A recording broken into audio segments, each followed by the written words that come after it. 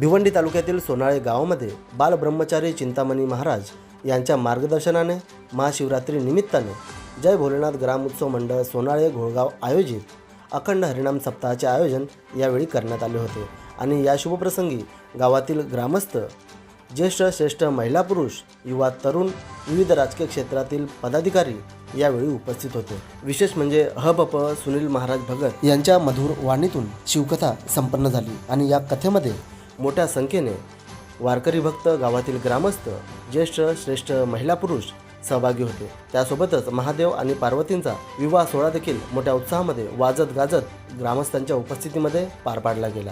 तसेच आलेल्या सर्व भावी भक्तांचे ज्यांनी या अखंड हरिनाम सप्ताहाला सहकार्य केले त्या सर्व सहकाऱ्यांचे जय भोलेनाथ ग्रामोत्सव मंडळ सोनाळे घोळगावच्या वतीने मनापासून आभार व्यक्त करण्यात आले।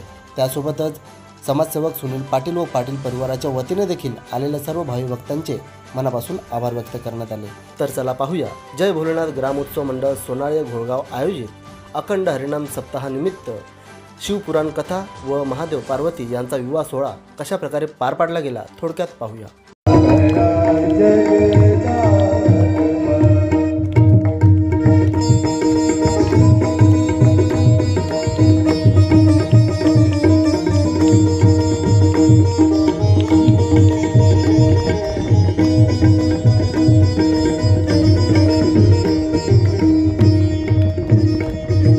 अंधार हा लोपवा द्यावा प्रकाश नवा, अंधार हा लोपवा द्यावा प्रकाश नवा। जसं काल परवा मी बोललो की जोपर्यंत आपण एक होत नाही ना तोपर्यंत कुछ काम नहीं होता। जब तक बटोगे आगे का बोलो ना, कब तक कटोगे। मला पार्टीच्या घेणं नाही कोणची, पण एक वगैरे सगळे विष्णू दादा, सगळी तुम्ही गणेश बाबा, सगळी माझी मोठी माणसं। पण एक लक्षात ठेवा, जेव्हा कोणी कुटुंब पण लढत राहणार, कोणी कुटुंब पण लढा, कोणी काँग्रेस मधून लढा, रुद्राक्षवाले बघू आलो तर आलो तिथे त्याने मला सांगितलं जरा रुद्राक्ष राहणार परत दिवस जायला लागेल। तरी सांगितलं तुमच्यासाठी, एवढा कोणी सांगणार भेटला नाही कधीच मला, हे सांगा रुद्राक्ष सांगा मला, सांगतो थांबा। आता कुठे चाललोय मी काय सांगतो आता, याला कला कथाच कला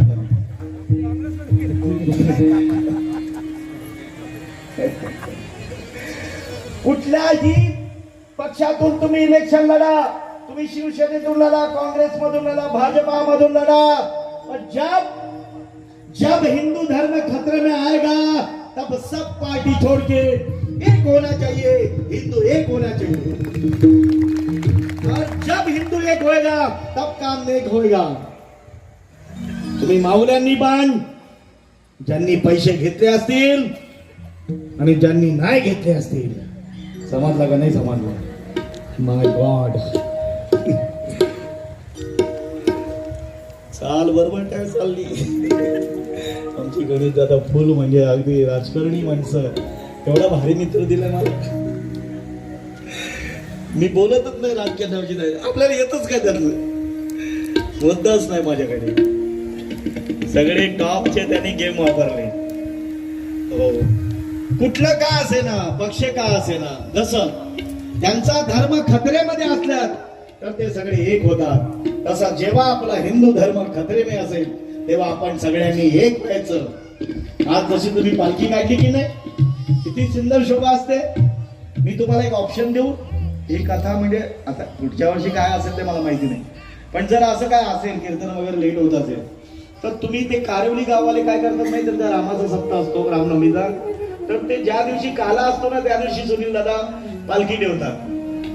मग ते एवढे नाचतात ना, एक बाजूला बँड, एक बाजूला डीजे आणि एक बाजूला वारकरी, सगळे वेगवेगळे नाचतात। आपण द्या ज्याच्या हातामध्ये हत्यार नाही, महादेवाच्या हातामध्ये काय त्रिशूल,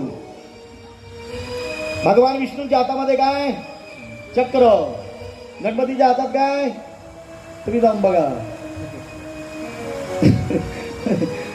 आता प्रत्येक देवाच्या हातामध्ये शस्त्र आहे महाराज। का कारण असेल बाबा? शस्त्र कशाला असतात? काय दसऱ्याला पूजा करायला? हा, लक्षात ठेवा, दसऱ्याला पूजा करायला नाही. जेव्हा जेव्हा संकट आली तेव्हा भगवान परमात्म्याला पण शस्त्र उचलावं लागलं. आणि म्हणून माझा शिवा जेव्हा कीर्तनाला यायला लागला, माझा शिवा जेव्हा कीर्तनाला यायला लागला, तेव्हा माझे तुकोबाराय म्हणायला लागले, कंठी मिरवा तुळशी व्रत करा एकादशी मनवा हरीचे दास तुका म्हणे माझा याची आस. बरं का शिवबा, कीर्तनाला येत जातो, कीर्तनाला येतो, पण शिवबा तुझं हे काम नाहीये. तू हातामध्ये शस्त्र घेतलं पाहिजे. बरं का, तुझा धर्म शस्त्र घेऊनच केलं पाहिजे. आणि म्हणून तुकोबारायांनी पण धर्माचं काम केलं आणि छत्रपतींनी पण धर्माचं काम केलं. काम दोघांनी धर्माची केली, पण एकाने हातामध्ये शस्त्र धरलं आणि एकाने शास्त्र धरलं. आणि म्हणून आम्हाला शास्त्र आणि बरं का शस्त्र दोन्ही हातात घेऊन आणि चालायचंय. म्हणून बरं का, हे सगळे देव पळायला लागले. पळायला लागल्यानंतर सगळे एकत्र आले आणि एकत्र आल्यानंतर प्रत्येक देवाच्या मुखातून एक तेज बाहेर पडलं. तेजाची राशी तयार झाली आणि त्या राशीतून एक कन्या बाहेर आली. आणि ती कन्या म्हणजे भगवती महालक्ष्मी माता. बोलो महालक्ष्मी माते की जय. आणि ती महालक्ष्मी माता जेव्हा अवतीर्ण झाली आणि मग प्रत्येक देवाने आपलं शस्त्र तिला दिलं. प्रत्येक देवाने बरं का हिमालयाने तिला सिंह दिला. अशी सगळी आभूषणं देऊन भगवती माता बरं का सज्ज झाली. हो, आणि मग काय बरं का, सज्ज झाल्यानंतर महिषासुराला कळलं की कोणीतरी एक लढायला तयार गेले. या देव भित्रे देव, अहो ब्राह्मणजी महाराज, अहो देव घाबरायचे हो राक्षसांना. आता पण घाबरतोच ना बहीण. आता मी रस्त्याला घाबरतो विश्वनाथ दादा, काय करू. कोण अचानक आला, कमलाकर दादा पुढे निघाला, कोण आला तो उचलला, तर मागून एक शहाणा माणूस आला. काय महाराज तुम्हाला शोभतं का हे? आग लाव बोललो तुला आता. अरे मग समजा असं होऊन एखादा माणूस मरत असेल, त्याचा फोन येत असेल तर उचलावा ना, नाही का ताई? आम्ही नियम तोडत नाही, पण मग आम्हाला पण नियम शिकवायला येतात लोक. काय करावं, कठीण काम आहे समाजाचं. आणि मग बरं का, त्या ठिकाणी हो महिषासुराला कळलं की कोणीतरी मावळी तयार झाली. आणि मग तो आला. पाहिल्यानंतर माझ्या मातेला पाहिल्यानंतर, इतकी विश्व सुंदरी माझी माता, तिला पाहिल्यानंतर त्याचा भायला तो. आणि भायल्यानंतर बरं का तो म्हणाला, काय तू युद्ध करते, लग्न कर, सगळ्या त्रिलोक्याचा मालक आहे मी. भाऊ, ही दुर्जन माणसं काय यांच्या नजरेमध्ये भरलेलं असतं हो. यांना आई माता काही कळतच नाहीये, लक्षात ठेवा. आणि ती माझी आई म्हणाली, महालक्ष्मी माता, ए तुझ्या बरोबर मी लग्न करायला तयार आहे, करते लग्न मी तुझ्या बरोबर, पण तू माझ्याशी युद्ध केलं पाहिजे आणि त्या युद्धात मला तू हरवलं पाहिजे. बोला आता. अरे सगळ्या देवांची शक्ती तिच्यामध्ये होती, सगळ्या देवांची शक्ती होती. हा, सगळे देव एकत्र आले होते. आणि मग जे युद्ध झालं, महिषासुराला मारला. लक्षात ठेवा, किती सुंदर कथा आहे. एवढं मारलं, खलास करून टाकलं. खलास केल्याशिवाय जमत नाही. तेव्हा पण लोक महिषासूर होते आणि आता पण महिषासूर तुमच्या गावात नाही ना आमच्या गावात नाही. आमच्या गावात राहायचं आहे, तुमच्या गावात यायचंय. महिषासूर तेव्हा पण होते, दुर्योधन तेव्हा पण होते, आता पण होते. हो, आणि मग देवतांनी आनंद उत्सव साजरा केला. अनादि अंबिका भगवती, अनादि अंबिका भगवती, बोध करणी घेऊन हाती, बोध करणी घेऊन हाती,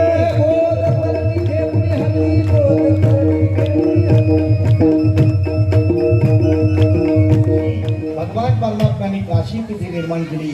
या काशीमध्ये जर आपल्याला मरण आलं तर आपल्याला मुक्ती मिळते. भगवान महादेव आपल्या कानामध्ये राम शब्दाचा उच्चार करतात. म्हणून त्या काशीमध्ये मी जेव्हा काही गेलो तेव्हा तिथे बरेचसे मुर्दे 14 चिता पेटल्या होत्या. किती? 14. मला एवढा आनंद झाला. ते मला काय माणूस आहे, अरे 14 चिता पेटल्या आणि तुला आनंद कसा झाला? मला आनंद असा झाला की मला पण एक दिवस यात जळायचंय, त्याचा मला आनंद बरं का, मी खूप आनंदाने उड्या मारायला लागलो. अरे वा म्हटलं, आपली जागा पण हीच आहे. लोक तुम्ही जाता पण विचार नाही करत. आणि बरं का, त्या ठिकाणी भगवान महादेव तिथे स्थित झाले. ते विश्वेशम, ती काशी. काशी म्हणजे कर्म कर्षती, आपले कर्म नष्ट करते, तिला काशी म्हणतात. आणि म्हणून काशीची यात्रा करावी. वाराणसी ते विश्वेशम, त्र्यंबकम गौतमी तटे. आणि त्र्यंबकेश्वरला सगळ्यात आवडती कथा माझी. बरं का, हो, सगळ्यात आवडती कथा म्हणजे ही माझी आवडती कथा की 100 वर्ष त्र्यंबकेश्वरला पाऊसच पडला नाही. मग सगळे साधू निघून गेले. 100 वर्ष पाऊस पडला नाही. विचार करा, आज आपण 3-3, 4-4, 10-10 वेळा थोबाडं धरतो. कधी देवाचे उपकार मानतो का? मी पाणी जरी गुडल्या करतो तरी म्हणतो, देवा तुझे उपकार रे बाबा, आपल्याला पाणी तरी मिळतं. उन्हाळ्यामध्ये त्या आमच्या माता भगिनी हंडे घेऊन जातात. कशी तरी हे केलेलं असतं, काही मिळत नाही हो दादा. आपण पाणी जपलं पाहिजे. येणारी पिढी आपली जपली पाहिजे. प्रत्येकाच्या घरामध्ये आहे, पण पाणी जपलं पाहिजे.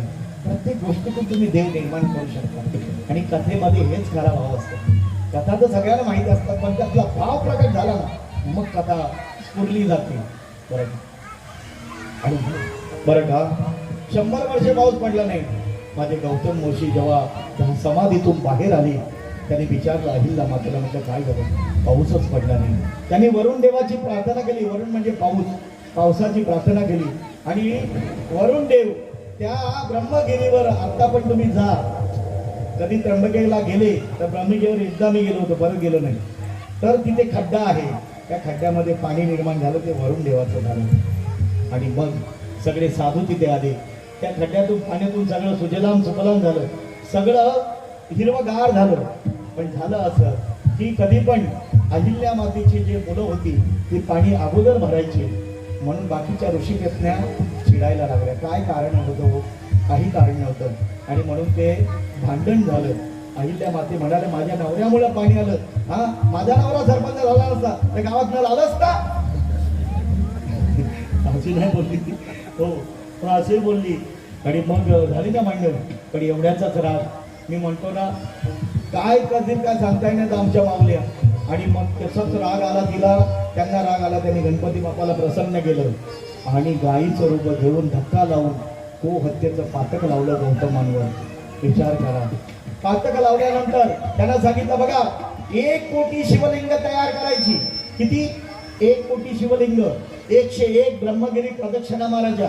कोण कोण ब्रह्मगिरी प्रदक्षिणा केली? मी पण केली. मी 9-10 वेळा केली.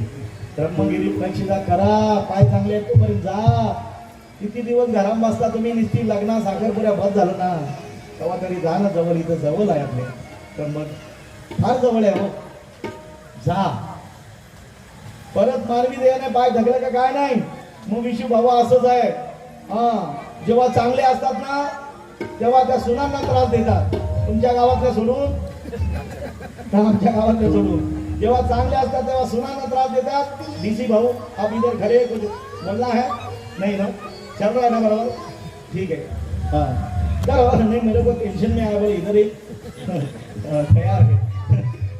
जेव्हा चांगले असतात तेव्हा सुनांना त्रास देतात, आणि जेव्हा म्हाताऱ्या झाल्या तेव्हा बुवांना त्रास देतात. मग येतात, हे बुवा, त्या प्रकार गावाला माहिती आहे आमच्या अध्यक्षाला, हे बुवा माझे पाय दुखतात रे, टेम्पोन घाल रे. टेम्पोन नाही, तुला वरतेच बांधतो सांगतो. हा, जेव्हा चालायचं होतं तेव्हा आली नाही, तेव्हा तिकडे त्रास दिला, आणि आता आम्हाला त्रास देते. म्हणून बाबांनो, जवळ हे सकळ सिद्ध आहे, हात चालावया पाय, तेव्हा तू आपले सहित बाय, तीर्थयात्रे जाई चुकू नको. आणि बघ बरं का, गौतमांवर 101 वेळा ब्रह्मगिरी प्रदक्षिणा, आणि बरं का 1 कोटी शिवलिंग तयार करायचे, आणि गंगा मातेला आणून स्नान घालायचं. किती कठीण काम दिलं हो. काय माझ्या गौतमांचा काय गुन्हा होता का? पाणी आणलं चांगलं घ्यावं ना, नाही का? कशाला लोक असंच होतं या लोकांचं. ज्यांचं कल्याण करावं तीच लोक उलटी फिरतात. बघा तुम्ही काय कोण असतं असं, तेवढा विषय मी वाढत नाही. आणि मग बरं का, तरी ते काय बोलले नाही. 101 कोटी शिवलिंग तयार केली, 101 ब्रह्मगिरी प्रदक्षिणा केल्या, आणि त्यामुळे माझे महादेव प्रसन्न झाले. महादेव म्हणाले, या ऋषींना मारू का? एवढे बोले एवढे शांत. म्हटलं नका मारू, तुम्ही मारू नका, त्यांना नका मारू. आणि मग गंगा आणली. ती गंगा बरं का गंगाद्वारातून प्रगट झाली, गोदावरीच्या स्वरूपाने तिथून ती प्रगट झाली. आणि या ऋषींसाठी बरं का कुशावर्त तयार झालं. आणि दर 12 वर्षांनी त्या ठिकाणी गुरु सिंह राशीमध्ये प्रवेश केला की त्या ठिकाणी काय होतं? कुंभमेळा. आता जे प्रयागला गेले नाही त्यावेळी सगळ्यांनी बिस्तारी बांधून ठेवा. आता कुंभमेळा येत आपल्या नाशिकला, आपण सगळे जाऊ, तिथंच राहू.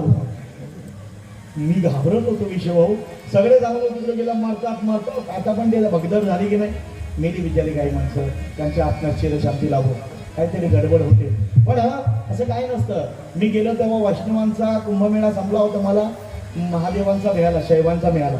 सगळे नागा साधू, हे जे नागा साधू आपण बघतो ना आता टीव्हीला वगैरे, ते ओरिजिनल पाहायला मिळाले. आणि विशेष मला माझ्या साधूंचं हे विशेष वाटलं ताई, की सगळ्या ताई तुमच्यासारख्या ताया त्या नागा साधूंचं दर्शन घेतात, पण एकाही ताईच्या अंतकरणामध्ये विकल्प नाही, सहज दर्शन घेतात. हाच खरा साधूचं देण आहे. हेच साधू हे मी तेव्हा पाहिलं की साधू थोर जाणा, साधू थोर, साधू थोर जाणा, साधू थोर जाणा, साधू थोर जाणा.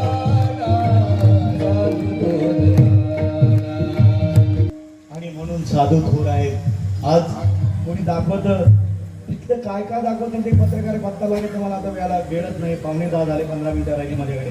की कोणी काय काय दाखवलं, कोणी तिथली एक ती रुद्राक्ष विकणारी ती लगेच हिरोईन बनवली, काय काय धोकान दाखवतात, काय काय दाखवतात. हो लक्षात ठेवा, 144 वर्षातून आला आमचे गणेश दादा, तुम्ही पण विश्वास जाऊ म्हणजे सगळी लोक मला टारका होत्या म्हणून जाता झालं नाही.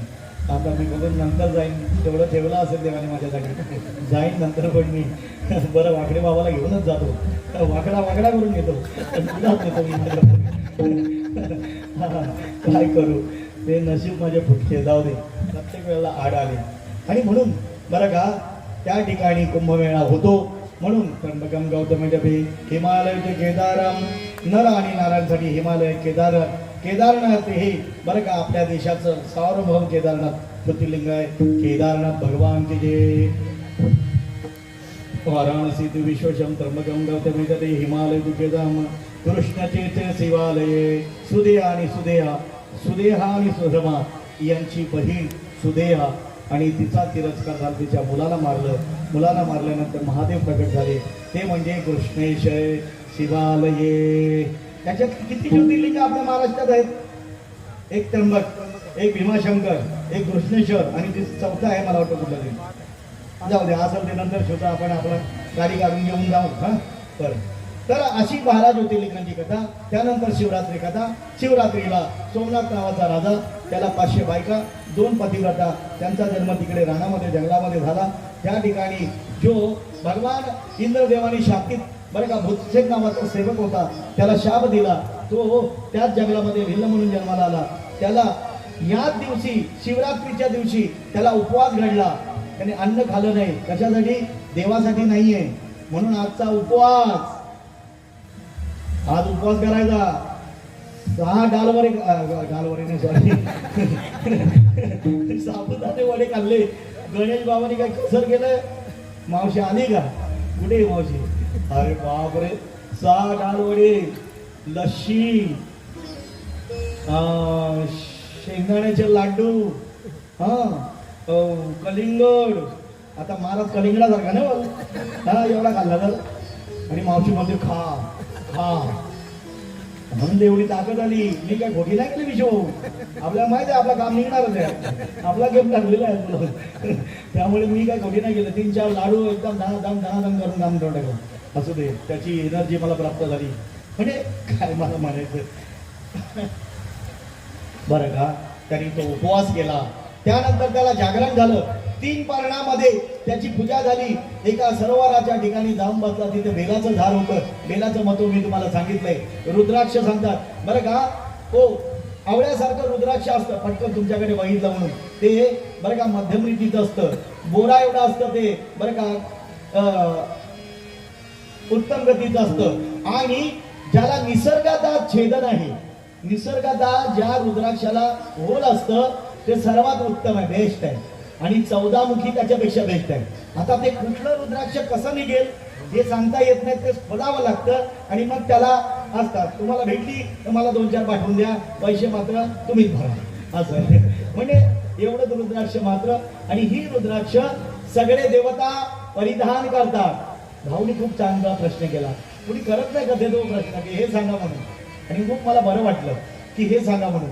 आणि ही रुद्राक्ष आपण परिधान केली, भूत प्रेत डाकिनी शाकिनी सगळ्यांची बाधा होत नाही ताई. म्हणून उद्यापासून सगळ्यांनी रुद्राक्ष आणाची गोष्ट झाला पाहिजे. आणि म्हणून जसं तुळशी घातल्यानंतर भूतात निकट येणावे महावीर जपनाम सुनावे, बरं का हो. आणि अशी रुद्राक्षांची कथा. त्यानंतर बरं का त्याला उपास घडला, बेलाचं पाल सहज तोडून टाकत होता, त्याला शिकार करायची होती. 3 प्रहर जागरण झालं. 3 प्रहर जागर म्हणजे बरं का 6 ते 9, 9 ते 12, 12 ते 3, बरं का. हा पिक्चरचा टाइम नाही सांगितला, याला प्रहर म्हणतात. 3 तासाचा 1 प्रहर, बरं का. अशा 3 प्रहर त्याचं जागरण झालं, उपवास झाला. आणि सहज बेलाची पानं ती पडली, तोडून टाकली. त्या ठिकाणी ज्योतिर्लिंग होतं, पिंड होती, त्या पिंडावर पडली. म्हणून महादेव प्रसन्न झाला, त्याला यमदेवाने आशीर्वाद दिला. म्हटलं घे. त्यांनी सांगितलं प्राण्यांची भाषा समजेला आशीर्वाद दिला. जो सोमदत्त नावाचा राजा होता, त्याच्या 500 पत्न्या होत्या, त्यातल्या 2 पतिव्रता होत्या, त्या तिथे जन्माला आल्या होत्या. त्यांची मुलं ती सगळी खरी बोलली, त्यांची भाषा त्याला जमली. काय कथा आहे हा, काय सांगितली आम्ही कथा, कीर्तनात कथा सांगितली भाऊई. अरे अरे पण आता मी काय करू, त्याला इलाज नाही मला. आणि मग तिथे बरं का त्या ठिकाणी सगळी 5 जण परोपकार म्हणून प्राणी असून सुद्धा त्या भिल्लाच्या बरोबर गेली. बरं का कैलासातून त्यांना विमान आलं, विमानात बसून गेले. आणि तो भिल्ल म्हणतो माझा उद्धार कधी होणार. म्हटलं तू 1 वर्ष भजन कर. 1 वर्ष त्यांनी भजन केलं. दुसऱ्या शिवरात्रीला त्याला पण भगवान परमात्म्याने नेलं, बरं का. अशी ही शिवरात्रीची पवित्र कथा. आणि तो दिवस म्हणजे आजचा दिवस. आणि मग ही सगळी कथा संपल्यानंतर बरं का भगवान नंदिकेश्वरांना नंदिकेश्वराने ही कथा सांगितली. सनत कुमाराने ती व्यासांना सांगितली. आता मी येणेकडे आलो. हो, व्यासांनी ती सुतांना सांगितली आणि ब्रह्मदेवाने ती बरं का नारदांना सांगितली. आणि नंदिकेश्वर त्या ठिकाणी आले. वायुदेवानी ही कथा सांगितली होती. वायुदेवानी आणि हे सगळे 6 कुळातले ऋषी तिथे जमले. आणि जमल्यानंतर ब्रह्मदेवाने सांगितले की हे 6 कुळातले ऋषी आहेत, यांनी महायज्ञ केलाय, महापुराणाचं कथन केलंय, तुम्ही यांचा उद्धार करा. आणि त्या ठिकाणी नंदिकेश्वर भगवान आले. त्यांनी कृपा दृष्टीने त्यांना पाहिलं. 6 कुळातील त्या ऋषींचा उद्धार झाला. आणि सोनाल्या गावातल्या पण आणि आलेल्या आजूबाजूच्या गावातल्या पण लोकांचा उद्धार. कथा संपली. आणि मग बरं का सगळे ऋषीमुनी आपल्या आपल्या स्थानी निघून गेले. आणि अशा प्रकारे हे कथा यज्ञ या ठिकाणी समाप्त झालेलं आहे. आणि म्हणून आज जी महत्वाची कुटुंबणी आहे की जे आख्यान सांगितलं. ओके रेडी आहे, म्हणजे बोलले रेडी आहे ना. ओके की भगवान हा फुलं वाटा नंतर लग्न खूप 16 मोठ्या थाटामाटात झाला, बरं का. इकडे पार्वती मातेचे करवल्या, तिकडे महादेवांचे करवले, असे सगळे खूप सुंदर वर्णन आहे पुराणामध्ये. एवढं सुंदर लग्न झालं. पहिले 5-5 दिवस विषू लग्न लागायचं, असं खूप चांगलं काय बनावं. आणि असं लग्न लागल्यानंतर बरं का त्या ठिकाणी सगळ्या वराड मंडळी वगैरे यायला लागली. हो,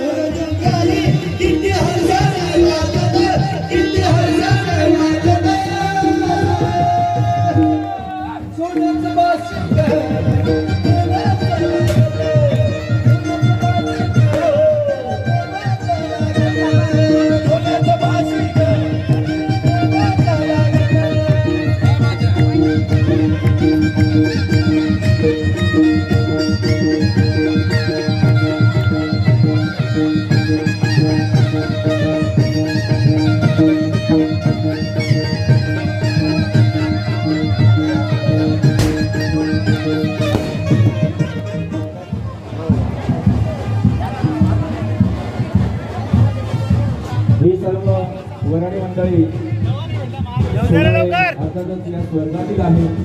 जणू काही आपल्या सोनाळे गावात स्वर्ग अवतरला आहे. कारण भगवान महादेवाचा हा विवाह सोहळा या ठिकाणी संपन्न होणार आहे. पार्वती मातेचे आई वडील या ठिकाणी आरती घेऊन उभे आहेत रक्षण करण्यासाठी महादेवांना. आणि महादेवाचं हे भव्य दिव्य असं रूप आज महादेव निकट रूपामध्ये आहेत. कोणत्या प्रकारची घाई नाही. सावकाश अगदीच वरात येऊ द्या. सगळं प्रेक्षक सुद्धा अगदीच उल्हासित आहेत, आनंदी आहेत.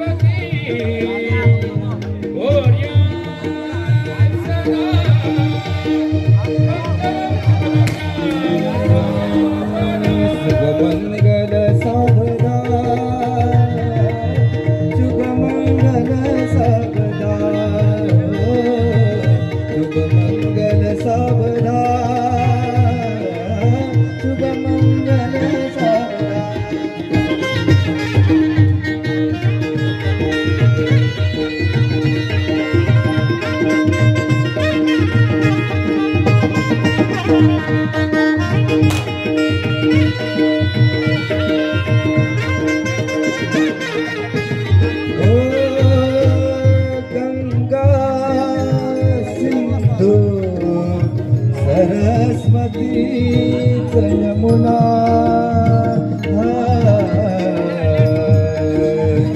गोदावरी नर्मदा कावेरी सरयू महेंद्र तनया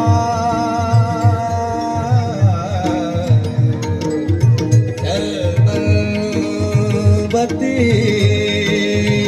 वेदिका चित्रा नेत्रवती महासूर नदी गाता गया गंडकी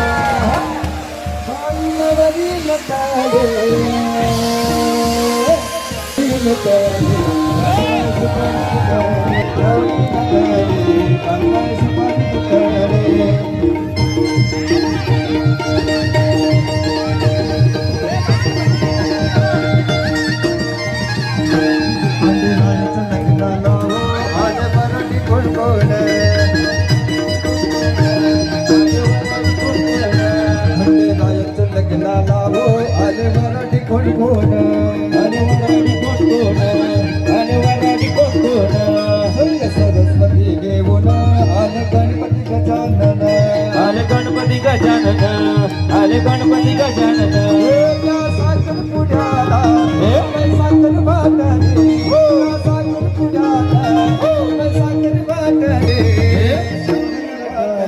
हलवाई सुपारी फुटले दौडी नटली हलवाई सुपारी फुटले दौडी नटली हलवाई सुपारी फुटले. चौधरी, राजू माडवी, रुपेश माडवी, प्रशांत पाटील, निलेश गोपीनाथ पाटील, जगदीश गुळवी, शरद गोरे, सुरेश राजाराम पाटील, उदय सीताराम पाटील, किरण सुंदर मस्तकी बाला दुनिया निर्मळ वाहे झुळझुळा जय देव जय श्री शंकराव स्वामी शंकरा आरती ओ वाळू भावती ओ वाळू सुंदर गौरा जय देव कर्पूर गौरा भोला नेमी विशाला अलंगी पर्वती सोमणाच्या माळा विमुदीचे उधळण शतकंठ्या निळा ऐसा शंकर शोभे उमा वेलाला जय देव जय श्री शंकराव स्वामी शंकरा आरती ओ वाळू भावती ओ वाळू तुझ कर्पूर गौरा जय देव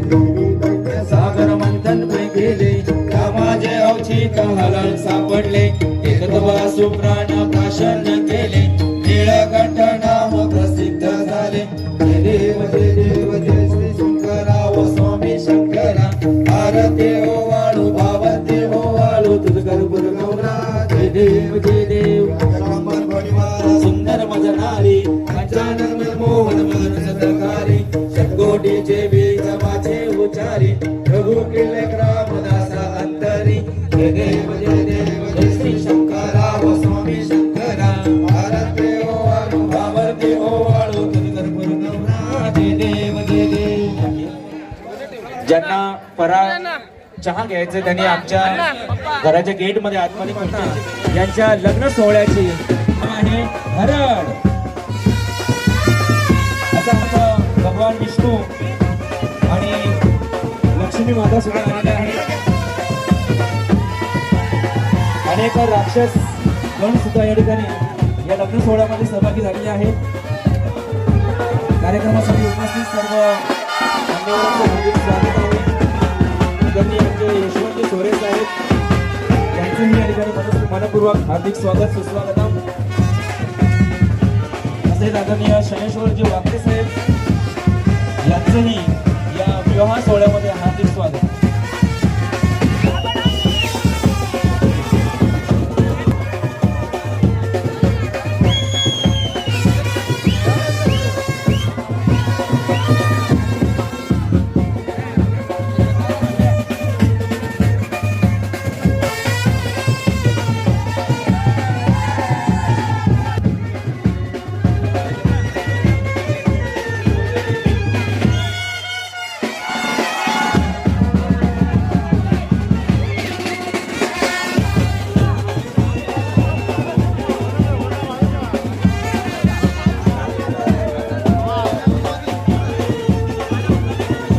उद्या या ठिकाणी सकाळी 5 वाजता सातारा होईल. जय भोलेनाथ हरिभक्त मंडळ सोनाळे जगदीश बुवा तोरगे, हरिभक्त परायण काळूराम महाराज होईल, हरिभक्त परायण सुभद्राबाई गंगाराम हरड, हरिभक्त परायण आनंदीबाई पाटील तसेच सर्व हरिभक्त मंडळी सकाळी 5 वाजता या ठिकाणी यात्रा सुरू होणार आहे. त्यानंतर 10 ते 12 साड्याचे चित्र असलेल्या हरिभक्त परायण सुनील महाराज भगत यांचा काळजी कीर्तन 10 ते 12 असणार आहे. परिसरातील सर्व पांडव मंडळींना ग्रामस्थांना भावी भक्तांना आजच्या